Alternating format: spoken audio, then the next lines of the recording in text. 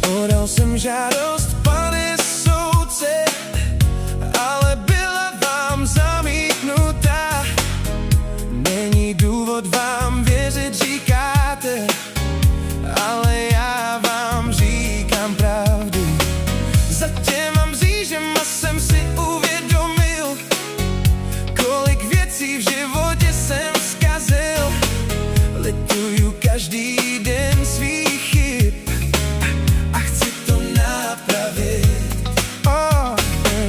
Každý den klečím a modlím se k Bohu za rodinu, děti i ženu, za mámu a tátu, co pláčou doma.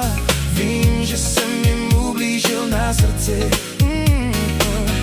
Jejich slzy mě pálí každou noc. Bože, odpusť mi moje hříchy. Slibuji, že se změním a jejich bolest zahojím. Miluju svoje děti, miluju ženu, chci jen pro ně žít.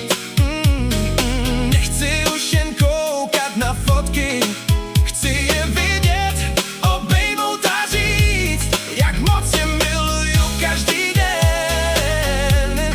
Slibuju, že se změním kvůli nim, kvůli sobě.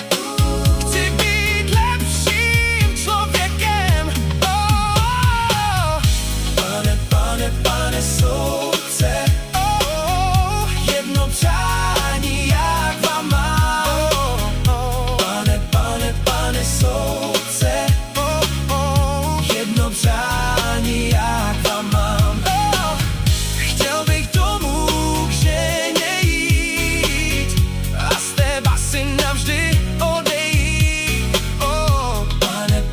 Pane soudce, jedno přání jak vám mám. Chtěl bych domů dětem jít a být zase blízko s nimi být. Pane soudce, jedno přání jak vám mám. Prosím vás,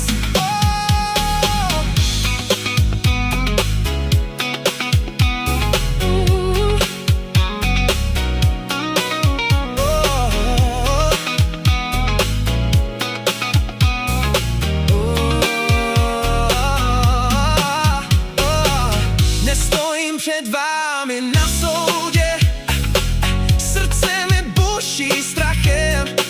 Jsem romský čavo, co chyboval, ale láska mě změnila. Bůh mi dal sílu vstát každý den a nevzdat se